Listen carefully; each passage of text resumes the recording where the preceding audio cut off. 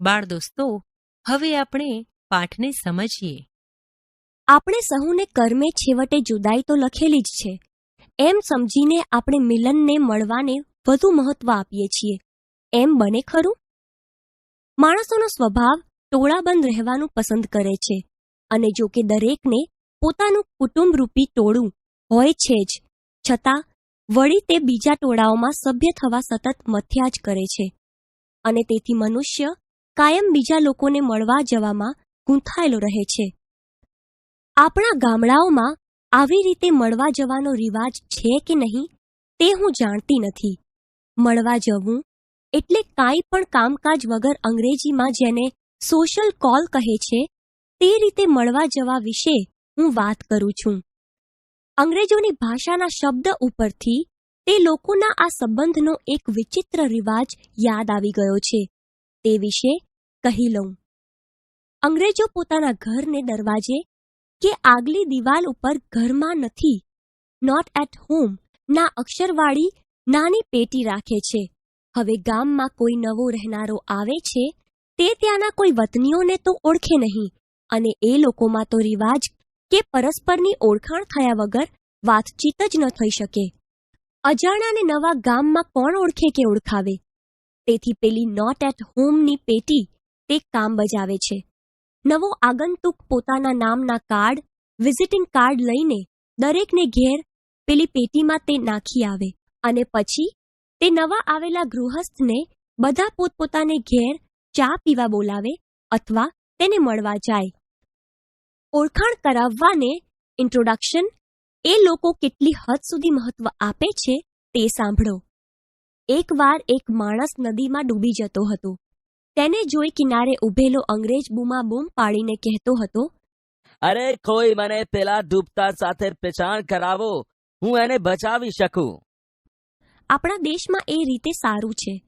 કોઈ ત્રીજા માણસની દખલગીરી વગર બે માણસો ખુશીથી નવી ઓળખાણ કરી લે છે. પુરુષો હોય તો ક્યાં રહેવું? શો ધંધો, શી કમાણી, શો વિસ્તાર, બધું પહેલી 2 મિનિટમાં બંને એકબીજાને પૂછી લે છે.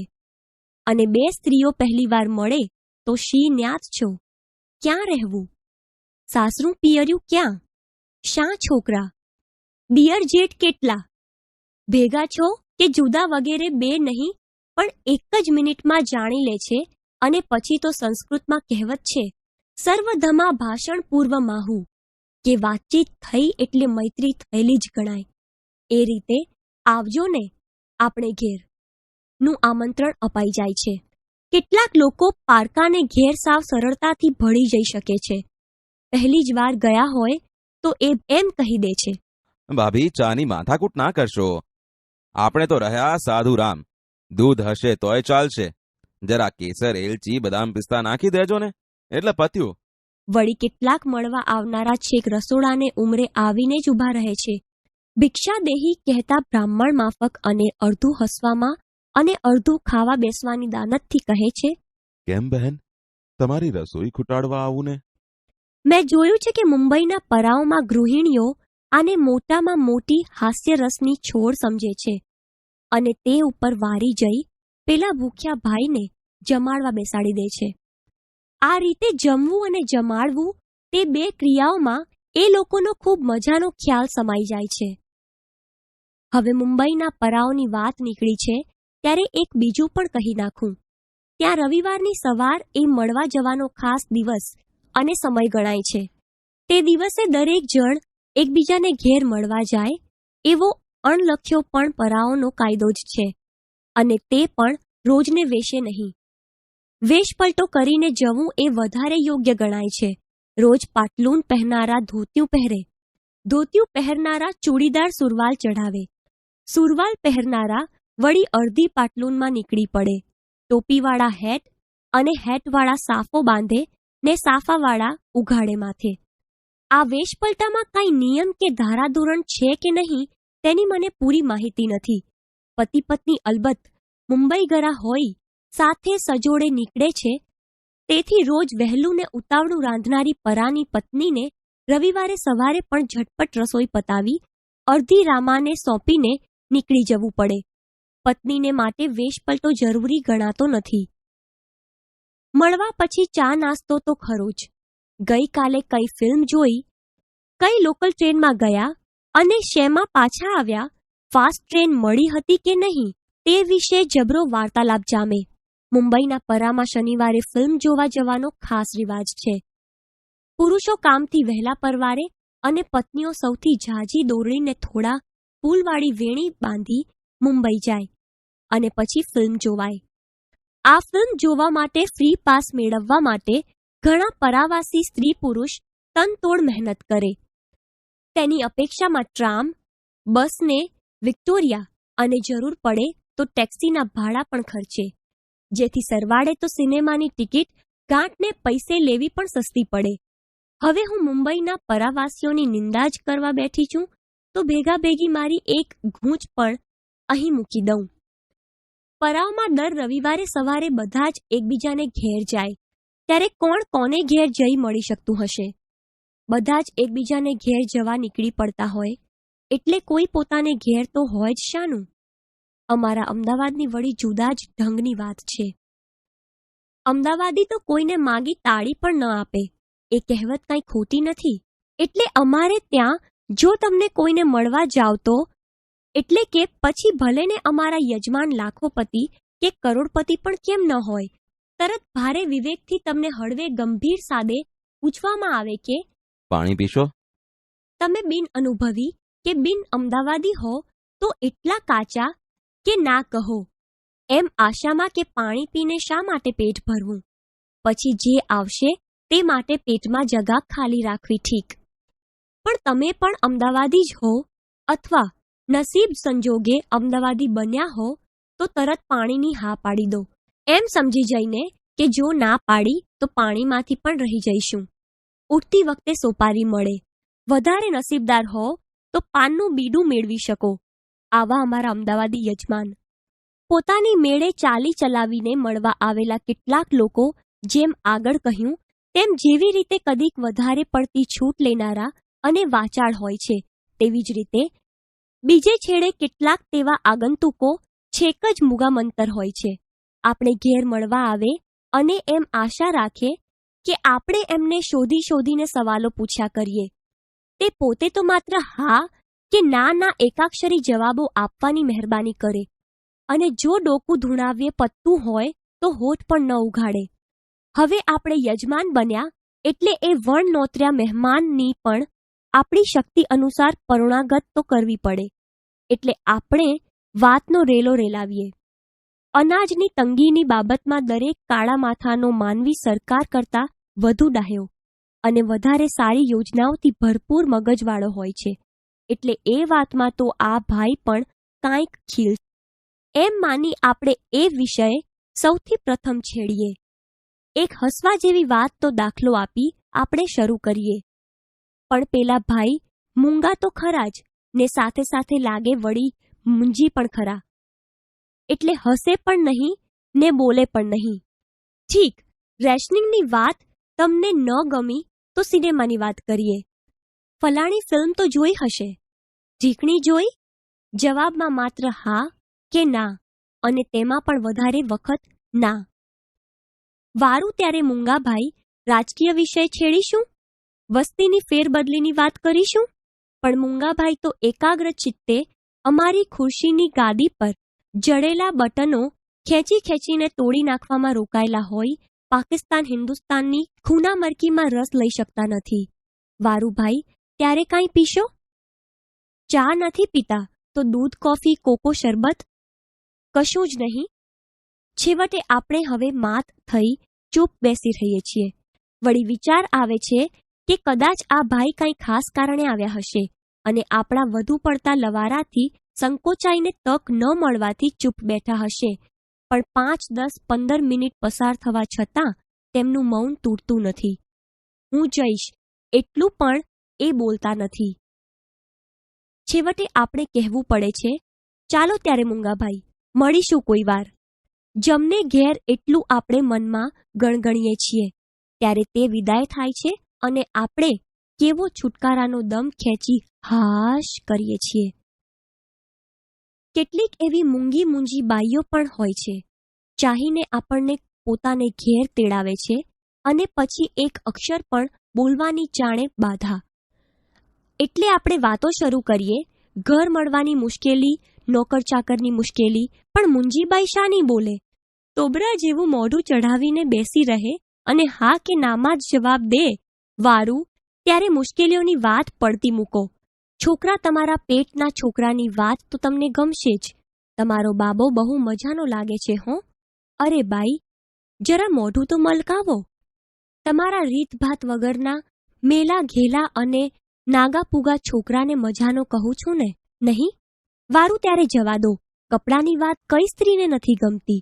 સરોજીની નાયડુ તથા વિજયાલક્ષ્મી પંડિત આગળ પણ જો સાડીની વાત નીકળે તો સ્વરાજ્ય, સ્ત્રીના હક વગેરે બધું જ ભૂલી સાડીની વાતમાં તલ્લીન બની જાય છે. એ તો સ્વાનુભવ છે. એટલે હું આ મુંજીબાઈને પૂછું છું, બહેન, તમારી સાડી સરસ છે, હાથ બનાવટની લાગે છે. હા. કદાચ તને વધારે બુદ્ધિપ્રધાન વિષયની વાતો ગમતી હશે. ચાલો ત્યારે તે અજમાવી જોઉં. તમે હાલ કંઈ વાંચો છો ખરા? ખાસ નહીં.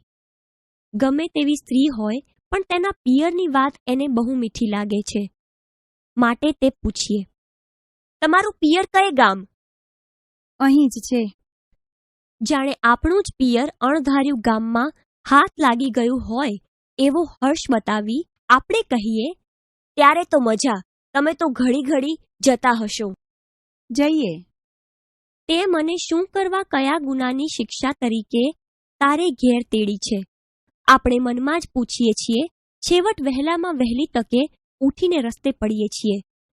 કેટલાક મળવા આવનાર એવા હોય છે કે કોઈને ઘેર જઈને મહેમાનને બદલે યજમાન બની જાય છે. સારામાં સારા આસન ઉપર ખૂબ આગ્રહપૂર્વક આપણને બેસાડે છે. તાપ હોય તો પંખો આપે, વાતો કરવાનો ઈજારો પણ પોતે જ હાથમાં રાખે, અને ખાવાનું હોય તો આપણે બદલે તે જ સૌને આગ્રહ કરી ખવડાવે, આપણને પણ તેવો જ આગ્રહ કરે. વળી બીજા પ્રકારના મળવા આવનાર હદ પાર નિખાલસ સ્વભાવવાળા હોય છે, જેથી વાતો આપણે છેક નિકટના જ મિત્રોની કરીએ તેવી વાતો આ પ્રકારના મનુષ્યો પહેલી જ મુલાકાતે કરે છે. કેટલાક પહેલી મુલાકાતે ખૂબ આગ્રહ કરીને પોતાની છબી પણ ભેટ આપે છે. એક બહેને પહેલી જ ઓળખાણે મને છબી અને એક બાટલો ભરીને માથામાં નાખવાનું મહેંદીનું તેલ ભેટ આપેલું. એક બહેને પહેલી જ વાર કોઈ મેળાવડામાં મળ્યા ત્યારે પોતાને નણંદ સાથે કેવી લડાઈ છે, પોતાના કાકી કેવા હલકટ સ્વભાવના છે, કેવી રીતે લડીને જુદા પડ્યા હતા તેનું સવિસ્તાર બયાન કર્યું હતું. ગુંદરિયા મહેમાનો વિશે તો ઘણું જ કહેવાઈ ગયું છે, તેથી તેમને વિશે હું કશું જ નથી કહેતી, કારણ કે તેવા મહેમાનો જે કંટાળો આપે છે તે કરતાં પણ તેવા મળવા આવનારાઓ વિશેની વાતો, જોક્સ વગેરે વધારે કંટાળો આપે છે. કેટલાક સ્ત્રી પુરુષો પોતાના બાળકોમાં એવા રચ્યા પચ્યા હોય કે આપણે ઘેર મળવા આવે અથવા આપણે એમને ઘેર જઈએ તો પણ પોતાના છોકરાઓ સિવાય કોઈની વાત જ નથી કરી શકતા. એમનો બાબો જે કરે, કાલું ઘેલું બોલે, એમની બેબી નાચ કરે, ગરબા ગાય, તેને વિશે તેમને હૈયે જો આનંદ તથા ગર્વનો ઉભરો આવે તો પણ તેને પોતાના કુટુંબમાં જ તે સમાવી દેવા પ્રયત્ન કરવો ઘટે છે. પારકાને તે વાતોમાં કશો જ રસ ન પડે, ઉલટો કંટાળો આવે. તે કેમ કોઈ મા બાપ નથી સમજતા? આપણે પોતે પણ તે અનેક વાર ભૂલી જઈએ છીએ. બાળ દોસ્તો, હવે આપણે પાઠનું શ્રવણ કરીએ. આપણે સહુને કર્મે છેવટે જુદાઈ તો લખેલી જ છે, એમ સમજીને આપણે મિલનને મળવાને વધુ મહત્વ આપીએ છીએ. એમ બને ખરું? માણસોનો સ્વભાવ ટોળાબંધ રહેવાનું પસંદ કરે છે, અને જો કે દરેકને પોતાનું કુટુંબરૂપી ટોળું હોય છે જ, છતાં વળી તે બીજા ટોળાઓમાં સભ્ય થવા સતત મથ્યા જ કરે છે, અને તેથી મનુષ્ય કાયમ બીજા લોકોને મળવા જવામાં ગૂંથાયેલો રહે છે. આપણા ગામડાઓમાં આવી રીતે મળવા જવાનો રિવાજ છે કે નહીં તે હું જાણતી નથી. મળવા જવું એટલે કાંઈ પણ કામકાજ વગર અંગ્રેજીમાં જેને સોશિયલ કોલ કહે છે તે રીતે મળવા જવા વિશે હું વાત કરું છું. અંગ્રેજોની ભાષાના શબ્દ ઉપરથી તે લોકોના આ સંબંધનો એક વિચિત્ર રિવાજ યાદ આવી ગયો છે. તે વિશે કહી લઉં. અંગ્રેજો પોતાના ઘરને દરવાજે કે આગલી દિવાલ ઉપર ઘરમાં નથી, નોટ એટ હોમ ના અક્ષરવાળી નાની પેટી રાખે છે. હવે ગામમાં કોઈ નવો રહેનારો આવે છે તે ત્યાંના કોઈ વતનીઓને તો ઓળખે નહીં, અને એ લોકોમાં તો રિવાજ કે પરસ્પરની ઓળખાણ થયા વગર વાતચીત જ ન થઈ શકે. અજાણાને નવા ગામમાં કોણ ઓળખે કે ઓળખાવે? તેથી પેલી નોટ એટ હોમની પેટી તે કામ બજાવે છે. નવો આગંતુક પોતાના નામના કાર્ડ, વિઝિટિંગ કાર્ડ લઈને દરેકને ઘેર પેલી પેટીમાં તે નાખી આવે, અને પછી તે નવા આવેલા ગૃહસ્થને બધા પોતપોતાને ઘેર ચા પીવા બોલાવે અથવા તેને મળવા જાય. ઓળખાણ કરાવવાને ઇન્ટ્રોડક્શન એ લોકો કેટલી હદ સુધી મહત્વ આપે છે તે સાંભળો. એકવાર એક માણસ નદીમાં ડૂબી જતો હતો. તેને જોઈ કિનારે ઊભેલો અંગ્રેજ બૂમાબૂમ પાડીને કહેતો હતો, અરે કોઈ મને પેલા ડૂબતા સાથે પીછાણ ઇન્ટ્રોડ્યુસ કરાવો તો હું એને બચાવી શકું. આપણા દેશમાં એ રીતે સારું છે. કોઈ ત્રીજા માણસની દખલગીરી વગર બે માણસો ખુશીથી નવી ઓળખાણ કરી લે છે. પુરુષો હોય તો ક્યાં રહેવું? શો ધંધો, શી કમાણી, શો વિસ્તાર, બધું પહેલી 2 મિનિટમાં બંને એકબીજાને પૂછી લે છે. અને બે સ્ત્રીઓ પહેલીવાર મળે તો શી ન્યાત છો, ક્યાં રહેવું, સાસરું પિયર ક્યાં, શા છોકરા, દિયર જેઠ કેટલા, ભેગા છો કે જુદા વગેરે બે નહીં પણ એક જ મિનિટમાં જાણી લે છે. અને પછી તો સંસ્કૃતમાં કહેવત છે, સર્વધમા ભાષણ પૂર્વ માહુ, કે વાતચીત થઈ એટલે મૈત્રી થયેલી જ ગણાય. એ રીતે આવજો ને આપણે ઘેર નું આમંત્રણ અપાઈ જાય છે. કેટલાક લોકો પારકાને ઘેર સાવ સરળતાથી ભળી જઈ શકે છે. પહેલી જ વાર ગયા હોય તો એ ભાભી ચાની માથાકૂટ ના કરશો, આપણે તો રહ્યા સાધુરામ, દૂધ હશે તોય ચાલશે, જરા કેસર, એલચી, બદામ પિસ્તા નાખી દેજો ને એટલે પત્યું, એમ કહી દે છે. વળી કેટલાક મળવા આવનારા છેક રસોડાને ઉમરે આવીને જ ઊભા રહે છે. ભિક્ષાદેહી કહેતા બ્રાહ્મણ માફક અને અડધું હસવામાં અને અડધું ખાવા બેસવાની દાનતથી કહે છે, કેમ બહેન, તમારી રસોઈ ખૂટાડવા આવું ને? મેં જોયું છે કે મુંબઈના પરાઓમાં ગૃહિણીઓ આને મોટામાં મોટી હાસ્યરસની છોડ સમજે છે અને તે ઉપર વારી જઈ પેલા ભૂખ્યા ભાઈને જમવા બેસાડી દે છે. આ રીતે જમવું તથા જમાડવું તે બે ક્રિયાઓમાં એ લોકોનો ખૂબ મજાનો ખ્યાલ સમાઈ જાય છે.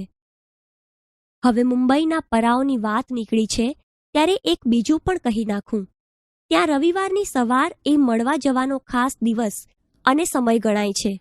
તે દિવસે દરેક જણ એકબીજાને ઘેર મળવા જાય એવો અણલખ્યો પણ પરાઓનો કાયદો જ છે, અને તે પણ રોજને વેશે નહીં. વેશપલટો કરીને જવું એ વધારે યોગ્ય ગણાય છે. રોજ પાટલુન પહેરનારા ધોતિયું પહેરે, ધોતિયું પહેરનારા ચૂડીદાર સુરવાલ ચઢાવે, સુરવાલ પહેરનારા વળી અડધી પાટલુનમાં નીકળી પડે, ટોપીવાળા હેટ અને હેટવાળા સાફો બાંધે ને સાફાવાળા ઉઘાડે માથે. આ વેશપલટામાં કાંઈ નિયમ કે ધારાધોરણ છે કે નહીં તેની મને પૂરી માહિતી નથી. પતિ પત્ની અલબત્ત મુંબઈ ગરા હોય સાથે સજોડે નીકળે છે. તેથી રોજ વહેલું ને ઉતાવળું રાંધનારી પરાની પત્નીને રવિવારે સવારે પણ ઝટપટ રસોઈ પતાવી અડધી રામાને સોંપીને નીકળી જવું પડે. પત્નીને માટે વેશપલટો જરૂરી ગણાતો નથી. મળવા પછી ચા નાસ્તો તો ખરો જ. ગઈકાલે કઈ ફિલ્મ જોઈ, કઈ લોકલ ટ્રેનમાં ગયા અને શેમાં પાછા આવ્યા, ફાસ્ટ ટ્રેન મળી હતી કે નહીં તે વિશે જબરો વાર્તાલાપ જામે. મુંબઈના પરામાં શનિવારે ફિલ્મ જોવા જવાનો ખાસ રિવાજ છે. પુરુષો કામથી વહેલા પરવારે અને પત્નીઓ સૌથી ઝાઝી દોરડીને થોડા ફૂલવાળી વેણી બાંધી મુંબઈ જાય અને પછી ફિલ્મ જોવાય. આ ફિલ્મ જોવા માટે ફ્રી પાસ મેળવવા માટે ઘણા પરાવાસી સ્ત્રી પુરુષો તનતોડ મહેનત કરે. તેની અપેક્ષામાં ટ્રામ, બસને, વિક્ટોરિયા અને જરૂર પડે તો ટેક્સીના ભાડા પણ ખર્ચે, જેથી સરવાળે તો સિનેમાની ટિકિટ ગાંઠને પૈસે લેવી પણ સસ્તી પડે. હવે હું મુંબઈના પરાવાસીઓની નિંદા જ કરવા બેઠી છું તો ભેગા ભેગી મારી એક ગૂંચ પણ અહીં મૂકી દઉં. પરાવમાં દર રવિવારે સવારે બધા જ એકબીજાને ઘેર જાય, ત્યારે કોણ કોને ઘેર જઈ મળી શકતું હશે? બધા જ એકબીજાને ઘેર જવા નીકળી પડ્યા હોય એટલે કોઈ પોતાને ઘેર તો હોય જ શાનું? અમારા અમદાવાદની વળી જુદા જ ઢંગની વાત છે. અમદાવાદી તો કોઈને માગી તાળી પણ ન આપે, એ કહેવત કાંઈ ખોટી નથી. એટલે અમારે ત્યાં જો તમને કોઈને મળવા જાવ તો, એટલે કે પછી ભલે ને અમારા યજમાન લાખોપતિ કે કરોડપતિ પણ કેમ ન હોય, તરત ભારે વિવેકથી તમને હળવે ગંભીર સાદે પૂછવામાં આવે કે પાણી પીશો? તમે બિન અનુભવી કે બિન અમદાવાદી હો તો એટલા કાચા કે ના કહો, એમ આશામાં કે પાણી પીને શા માટે પેટ ભરવું? પછી જે આવશે તે માટે પેટમાં જગા ખાલી રાખવી ઠીક. પણ તમે પણ અમદાવાદી જ હો અથવા નસીબ સંજોગે અમદાવાદી બન્યા હો તો તરત પાણીની હા પાડી દો, એમ સમજી જઈને કે જો ના પાડી તો પાણીમાંથી પણ રહી જઈશું. ઉઠતી વખતે સોપારી મળે, વધારે નસીબદાર હો તો પાનનું બીડું મેળવી શકો. આવા અમારા અમદાવાદી યજમાન. પોતાની મેળે ચાલી ચલાવીને મળવા આવેલા કેટલાક લોકો જેમ આગળ કહ્યું તેમ જેવી રીતે કદીક વધારે પડતી છૂટ લેનારા અને વાચાળ હોય છે, તેવી જ રીતે બીજે છેડે કેટલાક તેવા આગંતુકો છેક જ મુગામંતર હોય છે. આપણે ઘેર મળવા આવે અને એમ આશા રાખે કે આપણે એમને શોધી શોધીને સવાલો પૂછ્યા, તે પોતે તો માત્ર હા કે ના એકાક્ષરી જવાબો આપવાની મહેરબાની કરે અને જો ડોકું ધૂણાવ્યે પત્તું હોય તો હોઠ પણ ન ઉઘાડે. હવે આપણે યજમાન બન્યા એટલે એ વણ નોતર્યા મહેમાનની પણ આપણી શક્તિ અનુસાર પરોણાગત તો કરવી પડે. એટલે આપણે વાતનો રેલો રેલાવીએ. અનાજની તંગીની બાબતમાં દરેક કાળા માથાનો માનવી સરકાર કરતાં વધુ ડાહ્યો અને વધારે સારી યોજનાઓથી ભરપૂર મગજવાળો હોય છે. એટલે એ વાતમાં તો આ ભાઈ પણ કાંઈક ખીલશે એમ માની આપણે એ વિષય સૌથી પ્રથમ છેડીએ. એક હસવા જેવી વાતનો દાખલો આપી આપણે શરૂ કરીએ. પણ પેલા ભાઈ મૂંગા તો ખરા જ ને સાથે લાગે વળી મૂંજી પણ ખરા. એટલે હસે પણ નહીં ને બોલે પણ નહીં. ઠીક, રેશનિંગની વાત તમને ન ગમી તો સિનેમાની વાત કરીએ. ફલાણી ફિલ્મ તો જોઈ હશે. ઢીકણી જોઈ? જવાબમાં માત્ર હા કે ના, અને તેમાં પણ વધારે વખત ના. વારું ત્યારે મૂંગાભાઈ રાજકીય વિષય છેડીશું, વસ્તીની ફેરબદલીની વાત કરીશું. પણ મૂંગાભાઈ તો એકાગ્ર ચિત્તે અમારી ખુરશીની ગાદી પર જડેલા બટનો ખેંચી ખેંચીને તોડી નાખવામાં રોકાયેલા હોય પાકિસ્તાન હિન્દુસ્તાનની ખૂનામરકીમાં રસ લઈ શકતા નથી. વારુભાઈ, ત્યારે કાંઈ પીશો? ચા નથી પીતા તો દૂધ, કોફી, કોકો, શરબત? કશું જ નહીં. છેવટે આપણે હવે માત થઈ ચૂપ બેસી રહીએ છીએ. વળી વિચાર આવે છે કે કદાચ આ ભાઈ કાંઈ ખાસ કારણે આવ્યા હશે અને આપણા વધુ પડતા લવારાથી સંકોચાઈને તક ન મળવાથી ચૂપ બેઠા હશે. પણ 5, 10, 15 મિનિટ પસાર થવા છતાં તેમનું મૌન તૂટતું નથી. હું જઈશ એટલું પણ એ બોલતા નથી. છેવટે આપણે કહેવું પડે છે, ચાલો ત્યારે મૂંગાભાઈ મળીશું કોઈ વાર. એટલે કે જમને ઘેર એટલું આપણે મનમાં ગણગણીએ છીએ. ત્યારે તે વિદાય થાય છે અને આપણે કેવો છુટકારાનો દમ ખેંચી હાશ કરીએ છીએ. કેટલીક એવી મૂંગી મૂંજી બાઈઓ પણ હોય છે, ચાહીને આપણને પોતાને ઘેર તેડાવે છે અને પછી એક અક્ષર પણ બોલવાની જાણે બાધા. એટલે આપણે વાતો શરૂ કરીએ, ઘર મળવાની મુશ્કેલી, નોકર ચાકરની મુશ્કેલી, પણ મૂંજીબાઈ શાની બોલે? તોબરા જેવું મોઢું ચઢાવીને બેસી રહે અને હા કે નામાં જ જવાબ દે. વારું ત્યારે મુશ્કેલીઓની વાત પડતી મૂકો. છોકરા તમારા પેટના છોકરાની વાત તો તમને ગમશે જ. તમારો બાબો બહુ મજાનો લાગે છે હો. અરે બાઈ, જરા મોઢું તો મલકાવો. તમારા રીતભાત વગરના મેલા ઘેલા અને નાગાપુગા છોકરાને મજાનો કહું છું ને, નહીં? વારું ત્યારે જવા દો. કપડાની વાત કઈ સ્ત્રીને નથી ગમતી? સરોજીની નાયડુ તથા વિજયાલક્ષ્મી પંડિત આગળ પણ જો સાડીની વાત નીકળે તો સ્વરાજ્ય, સ્ત્રીના હક વગેરે બધું જ ભૂલી સાડીની વાતમાં તલ્લીન બની જાય છે. એ તો સ્વાનુભવ છે. એટલે હું આ મુંજીબાઈને પૂછું છું, બહેન, તમારી સાડી સરસ છે, હાથ બનાવટની લાગે છે. હા, ટૂંકો ટચ જવાબ. કદાચ તને વધારે બુદ્ધિપ્રધાન વિષયની વાતો ગમતી હશે. ચાલો ત્યારે તે અજમાવી જોઉં. તમે હાલ કંઈ વાંચો છો ખરા? ખાસ નહીં. ખસિયાણા પડી જવાય તેવો જવાબ મળ્યો. ગમે તેવી સ્ત્રી હોય પણ તેના પિયરની વાત એને બહુ મીઠી લાગે છે. માટે તે પૂછીએ, તમારું પિયર કયે ગામ? જવાબ, અહીં જ છે. જાણે આપણું જ પિયર અણધાર્યું ગામમાં હાથ લાગી ગયું હોય એવો હર્ષ બતાવી આપણે કહીએ, ત્યારે તો મજા. તમે તો ઘડી ઘડી જતા હશો.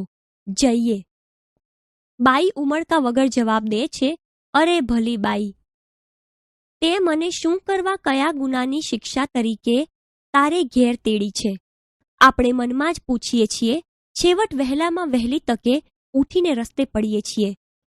કેટલાક મળવા આવનાર એવા હોય છે કે કોઈને ઘેર જઈને મહેમાનને બદલે યજમાન બની જાય છે. સારામાં સારા આસન ઉપર ખૂબ આગ્રહપૂર્વક આપણને બેસાડે છે. તાપ હોય તો પંખો આપે. વાતો કરવાનો ઈજારો પણ પોતે જ હાથમાં રાખે.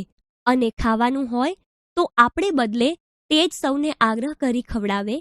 આપણને પણ તેવો જ આગ્રહ કરે. વળી બીજા પ્રકારના મળવા આવનારાઓ હદ પાર નિખાલસ સ્વભાવવાળા હોય છે. જેથી વાતો આપણે છેક નિકટના જ મિત્રોની કરીએ તેવી વાતો આ પ્રકારના મનુષ્યો પહેલી જ મુલાકાતે કરે છે. કેટલાક પહેલી મુલાકાતે ખૂબ આગ્રહ કરીને પોતાની છબી પણ ભેટ આપે છે. એક બહેને પહેલી જ ઓળખાણે મને છબી અને એક બાટલો ભરીને માથામાં નાખવાનું મહેંદીનું તેલ ભેટ આપેલું. એક બહેને પહેલી જ વાર કોઈ મેળાવડામાં મળ્યા ત્યારે પોતાને નણંદ સાથે કેવી લડાઈ છે, પોતાના કાકી કેવા હલકટ સ્વભાવના છે, કેવી રીતે લડીને જુદા પડ્યા હતા તેનું સવિસ્તાર બયાન કર્યું હતું. ગુંદરિયા મહેમાનો વિશે તો ઘણું જ કહેવાઈ ગયું છે. તેથી તેમને વિશે હું કશું જ નથી કહેતી, કારણ કે તેવા મહેમાનો જે કંટાળો આપે છે તે કરતાં પણ તેવા મળવા આવનારાઓ વિશેની વાતો, જોક્સ વગેરે વધારે કંટાળો આપે છે. કેટલાક સ્ત્રી પુરુષો પોતાના બાળકોમાં એવા રચ્યા પચ્યા હોય કે આપણે ઘેર મળવા આવે અથવા આપણે એમને ઘેર જઈએ તો પણ પોતાના છોકરાઓ સિવાય કોઈની વાત જ નથી કરી શકતા. એમનો બાબો જે કરે, કાલું ઘેલું બોલે, એમની બેબી નાચ કરે, ગરબા ગાય, તેને વિશે તેમને હૈયે જો આનંદ તથા ગર્વનો ઉભરો આવે તો પણ તેને પોતાના કુટુંબમાં જ તે સમાવી દેવા પ્રયત્ન કરવો ઘટે છે. પારકાને તે વાતોમાં કશો જ રસ ન પડે, ઉલટો કંટાળો આવે. તે કેમ કોઈ મા બાપ નથી સમજતા. આપણે પોતે પણ તે અનેક વાર ભૂલી જઈએ છીએ.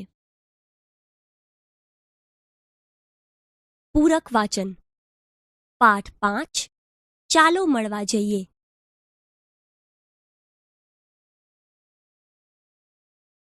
ચાલો મળવા જઈએ એ નિબંધ પ્રકારનો પાઠ છે, જેના લેખિકા છે શ્રીમતી વિનોદીબહેન નીલકંઠ, જેઓ ગુજરાતી ભાષાના ખૂબ જ જાણીતા સાહિત્યકાર રમણભાઈ નીલકંઠના સુપુત્રી હતા. તેમનો જન્મ 9મી ફેબ્રુઆરી 1907ના રોજ અમદાવાદમાં થયો હતો. તેમનું મૃત્યુ 29મી સપ્ટેમ્બર 1987ના રોજ થયું હતું. શ્રીમતી વિનોદીબહેન ગુજરાતી સાહિત્યમાં લેખિકા તરીકે નોંધપાત્ર સ્થાન ધરાવે છે. તેમણે વાર્તા અને નિબંધ ક્ષેત્રે નોંધપાત્ર પ્રદાન કર્યું છે. સ્ત્રી જીવન તથા કુટુંબ જીવનને લગતા લેખો અને વાર્તાઓમાં એમને સ્ત્રી લેખક તરીકેની વિશિષ્ટ દ્રષ્ટિ મળી છે, જેના કારણે તેમના લેખો બહુ સુંદર રીતે હળવા કટાક્ષ કરી શકે છે ને સાવ સાદા નિરૂપણને પણ વેધક બનાવે છે. આરસીની ભીતરમાં, રસદ્વાર, કારપાસી અને બીજી વાતો, કદલીવન વગેરે એમની જાણીતી કૃતિઓ છે. બાળ દોસ્તો, ચાલો મળવા જઈએ નામનો આ વાર્તાલાપ આપણી વિચિત્રતા, અતડાપણું, જડતા અને અસંસ્કારી વૃત્તિ પર પ્રકાશ પાડે છે ને સમાજના એક અંશ તરીકે સંસ્કારી વ્યક્તિને શોભે તેવી રીતે આપણે કેમ વર્તવું જોઈએ તથા સંયમ ઉલ્લાસ કેવી રીતે કેળવવા જોઈએ તે બાબત આ રસભર્યા નિબંધમાં લેખિકાએ સચોટ રીતે રજૂ કરી છે.